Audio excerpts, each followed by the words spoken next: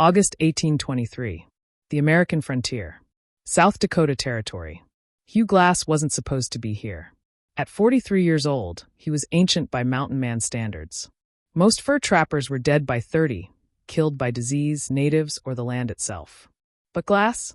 He was different. A former pirate. A former captive of the Pawnee tribe. A man who'd seen death so many times, they were practically old friends. He was scouting ahead for Major Andrew Henry's fur trapping expedition, about 100 yards from the main group, moving through thick brush along the Grand River. That's when he heard it, a low growl that made his blood freeze.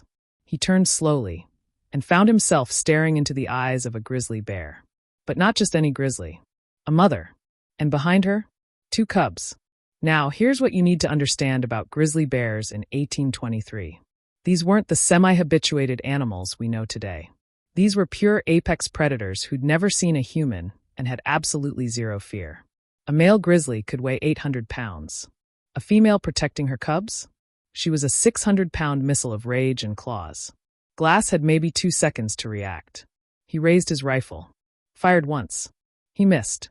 The bear covered the distance between them in less than 3 seconds. What happened next was pure horror.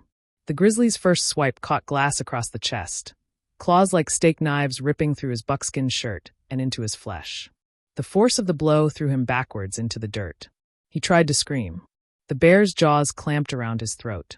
Now, here's where most survival stories end. When a 600-pound bear has your throat in its mouth and is shaking you like a rag doll, that's it. Game over. But something incredible happened. Glass's hand found his hunting knife. Even as the bear was crushing his windpipe, even as he was drowning in his own blood, he stabbed upward, again and again and again. The bear released his throat and went for his back. She flipped him over like he weighed nothing. Her claws raked down his spine. You could see his ribs. The white of bone gleamed through torn muscle. She bit into his shoulder. Shook him. His arm broke with a sound like a gunshot. Glass kept stabbing. The other trappers finally arrived, firing their rifles. The bear, already wounded from Glass's knife, stumbled away and collapsed. Dead. But so was Glass. Or he should have been. Major Andrew Henry looked down at Hugh Glass and saw a dead man breathing. The injuries were catastrophic. His throat was ripped open, you could see inside. Every breath made a wet, bubbling sound as air escaped through torn flesh. His back was shredded to the bone. Ribs exposed. Muscle hanging in strips. His right leg broken in multiple places. Deep gashes across his chest, arms, and face. Blood. Everywhere. The company doctor, if you could call him that, took one look and shook his head. He's got hours. Maybe less. But here's the problem. Major Henry couldn't wait. They were in Iroquois territory, a tribe that had massacred 13 of their men just months before. Every minute they stayed put, they were targets. Henry made a decision. A practical decision. A cruel decision. He asked for volunteers to stay with Glass until he died, then give him a proper burial. The reward? $80, nearly 4 months' wages. 2 men stepped forward. John Fitzgerald, a seasoned trapper, older, pragmatic. Jim Bridger, just 19 years old, barely more than a kid. The rest of the expedition moved on. Fitzgerald and Bridger stayed behind with the dying man. Day 1. Glass lay unconscious, breathing those horrible wet breaths. Fitzgerald kept watch. Bridger tried not to look at the wounds. Day 2, Glass still alive. Still unconscious. Fitzgerald was getting nervous. Every shadow looked like an Iroquois warrior. Day 3, Glass's breathing changed. Shallower. Fitzgerald was sure this was it. But then Glass's eyes opened. He couldn't speak, his throat was too damaged. But his eyes were aware. Terrified. Pleading. Fitzgerald made a decision. He's as good as dead anyway, he told young Bridger. And we're as good as dead if we stay here. That night, they took Glass's rifle. His knife. His flint and steel. Everything he'd need to survive. Then they dug a shallow grave, rolled Hugh Glass into it, and covered him with leaves and branches. And they left. When Glass fully regained consciousness the next morning, he was alone. Abandoned. Buried alive. Most men would have given up. Would have closed their eyes and let death take them. Hugh Glass got angry. Let me paint you a picture of Hugh Glass's situation. He was 200 miles from Fort Kiowa, the nearest American settlement. He couldn't walk. His leg was shattered. He couldn't speak. His throat was destroyed. He had no weapons, no tools, no supplies. He had infected wounds full of maggots, broken bones, and a rage that burned hotter than his fever. So Hugh Glass began to crawl. Not metaphorically, literally. On his hands and one good knee, dragging his broken leg behind him, he started crawling south toward the Cheyenne River. Can you imagine? Every movement sent lightning bolts of agony through his shattered body. Every inch was earned through pure willpower. He crawled maybe 100 yards that first day, through brush that tore at his wounds, over rocks that opened new cuts. By nightfall, he collapsed in exhaustion. No fire, he had no way to make one. No shelter, just the cold Dakota night and the sounds of predators in the darkness. But here's where Hugh Glass's frontier knowledge saved him. Those maggots in his wounds? He let them stay. He knew they were eating the dead, rotting flesh, keeping the infection from spreading. Those disgusting little larvae were keeping him alive. For water, he found a small stream, dragged himself to it, drank until he vomited, then drank again. For food, nothing. Not yet.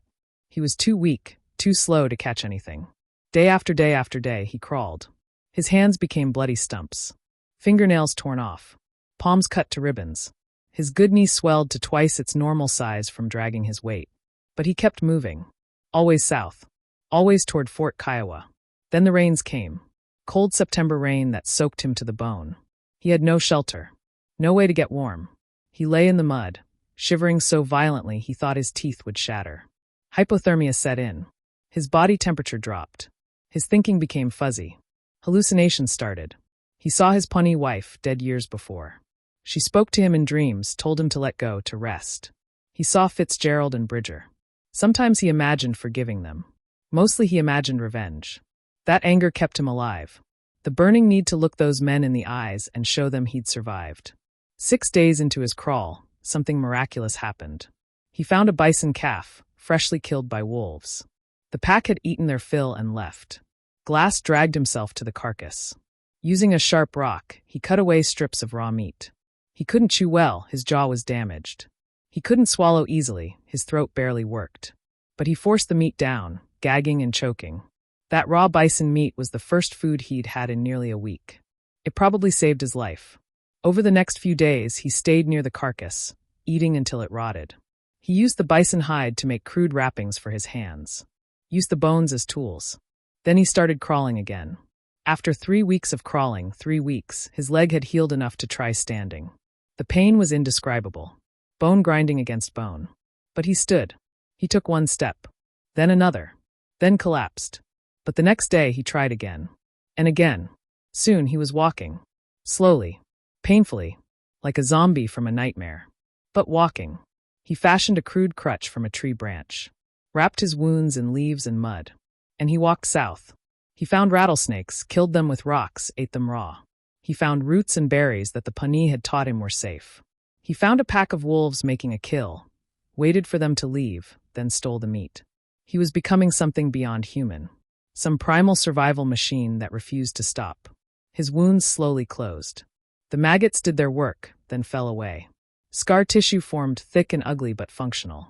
His broken leg set itself at an angle, leaving him with a permanent limp. His throat healed enough that he could make sounds again, horrible rasping noises, but sounds. 6 weeks after the bear attack. 6 weeks of crawling and walking and refusing to die. Hugh Glass stumbled into Fort Kiowa. The men at Fort Kiowa thought they were seeing a ghost. This thing that walked into their fort couldn't be human. It was covered in scars. It limped. It could barely speak. It looked like it had clawed its way out of hell itself. When Glass finally made them understand who he was, they were stunned. Hugh Glass? But you're dead. Fitzgerald and Bridger said they buried you. Glass's voice was barely a whisper, damaged forever by the bear's jaws. But his message was clear. Where are they? He rested at Fort Kiowa for 2 weeks. Ate real food. Let his wounds fully close. Got a new rifle, a new knife. But he didn't stay. He couldn't. Not until he found the men who'd left him to die. He learned that Fitzgerald had gone to Fort Atkinson, 300 miles downriver. Young Bridger was at Fort Henry, where the expedition had ended up. Glass chose Bridger first. He was closer. And something in Glass, maybe a memory of his own youth, wanted to face the kid first. When Glass walked into Fort Henry, Jim Bridger turned white as snow. The young man stammered, terrified. Tears ran down his face. "Mr. Glass. I'm sorry. Fitzgerald said you were dying. He said the Iroquois would kill us. I'm so sorry." Glass looked at this terrified boy. Saw himself at that age, young, stupid, easily led. And he made a decision that defined him more than the survival itself. He forgave him. "You're just a kid," Glass rasped. "Fitzgerald did the thinking for both of you." But Fitzgerald? That was different. Glass traveled those 300 miles to Fort Atkinson in the dead of winter. Nothing would stop him from facing that man. When he finally found Fitzgerald, there was a problem. Fitzgerald had joined the U.S. Army, and killing a U.S. soldier was a hanging offense. Glass stood face to face with the man who'd robbed him and left him to die. Every fiber of his being screamed for revenge. But Glass had survived too much to throw it all away on revenge. He got in Fitzgerald's face. Made sure the coward knew exactly who he was looking at. Made sure Fitzgerald would spend the rest of his life knowing that Hugh Glass had refused to die. Then Glass demanded his rifle back, the one Fitzgerald had stolen. The army made Fitzgerald return it, and Hugh Glass walked away. Epilogue. So what happened to Hugh Glass after his legendary survival? Did he retire? Live peacefully? Write a book? Of course not. He went right back to the wilderness. Back to trapping. Back to the frontier. For the next 10 years, he roamed the American West. Still limping. Still scarred. Still that same stubborn, unkillable man.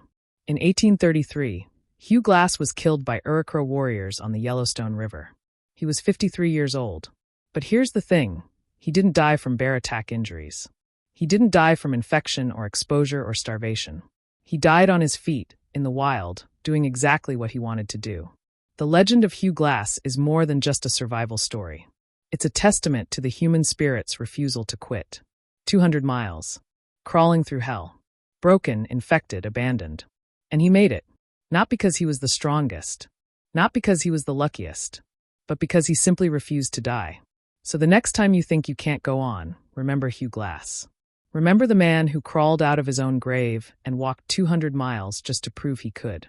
Remember that sometimes survival isn't about strength. It's about spite,